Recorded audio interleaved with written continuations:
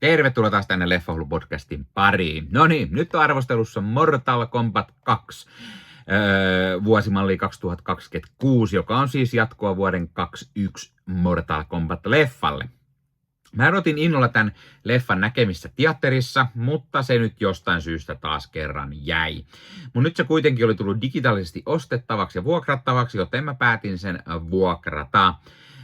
Ja kiitos DNAilta, mulla on toi viihdeboksi testissä, niin ei tarvinnut hirveästi sitten mitään, vaan saa näitä vuokrauksia sieltä sitten heidän palvelunsa kautta vähän katsella, niin on oiva lisä.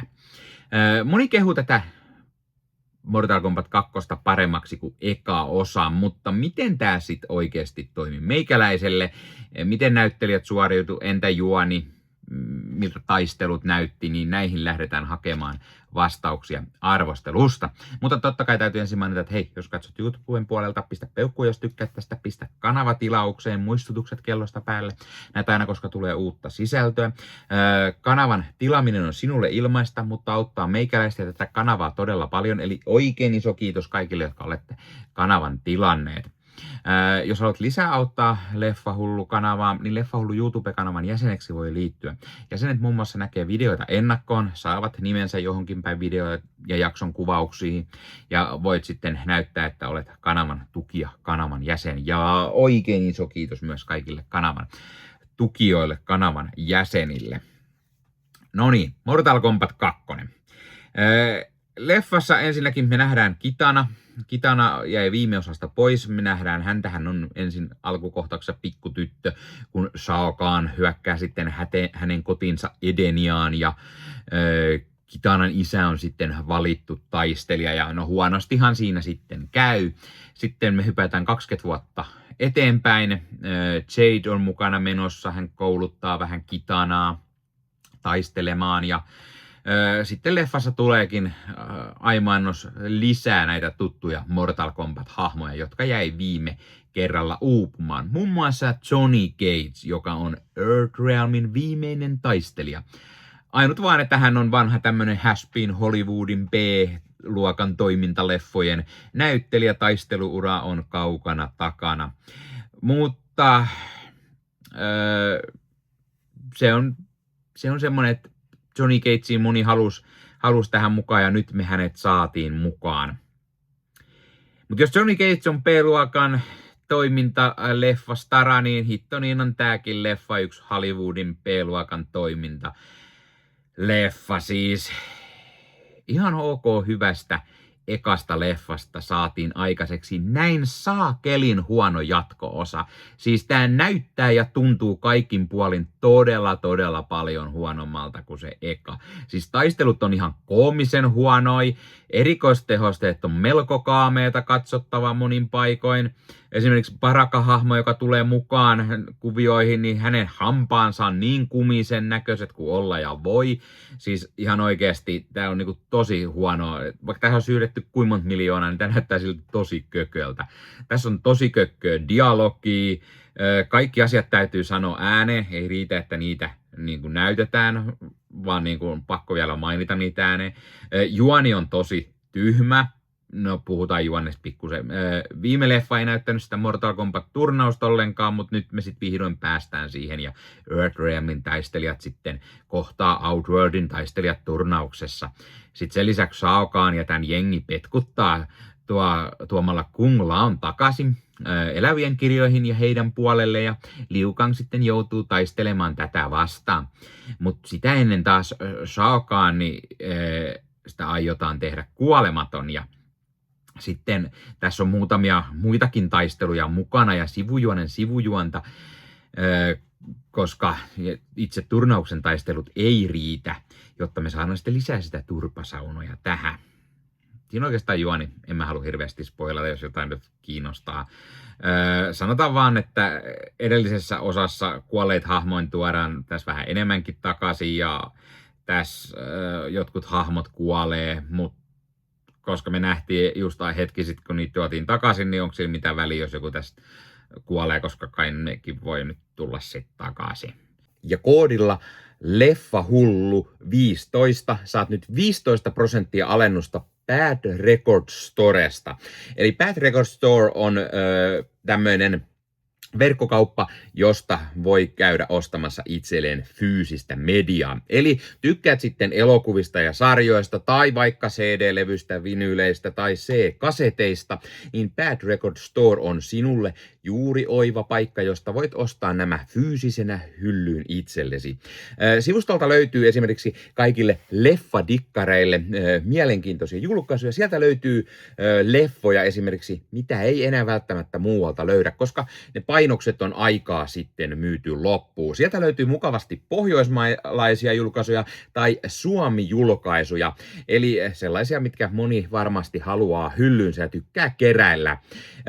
Ja sieltä löytyy oivaan hintaan kaiken näköistä mukavaa leffaa ja löytyy 4K:na, löytyy Blu-rayna, löytyy DVDnä, ihan mistä sitten formaatista itse tykkäät. Ja kuten sanottua, myös jos dikkaat esimerkiksi musiikista, vinyyleistä, CD-levyistä, C-kaseteista, niin Bad Record Storesta sellaisia löytyy. Ja kun käytät koodia Leffahullu15, saat sen 15% alennusta. Ja kun vielä menet YouTuben puolelta, tuossa kuvauksissa alta näkyvän linkin kautta sinne Bad Record Storeen, niin sitten vielä meikäläinenkin hyötyy siitä jotain. Eli kannattaa ihmeessä käydä tuon linkin kautta, ja sitten kun käytät sellaisen koodin Leffahullu15, niin saat sen 15% alennusta. Eli mikä sen mukavampaa pikkualennus, kun käyt ostamassa itsellesi hyllyyn omaan leffakokoelmaan lisää täytettä. Eli kipin kapin katsomaan sinne. Näyttelijät ja hahmot. Kaikki odotti ekan osan jälkeen, että me nähtäisiin vihdoin Johnny Cagea, ja fanien iloksi Karl Urban palkattiin rooliin ja odotukset oli kovat. No, Karl Urban tekee ehkä uransa yhden väsyneimmistä roolisuorituksista. Siis Karl Urban, joka viime vuosina on loistanut The Boys-sarjassa, niin hän on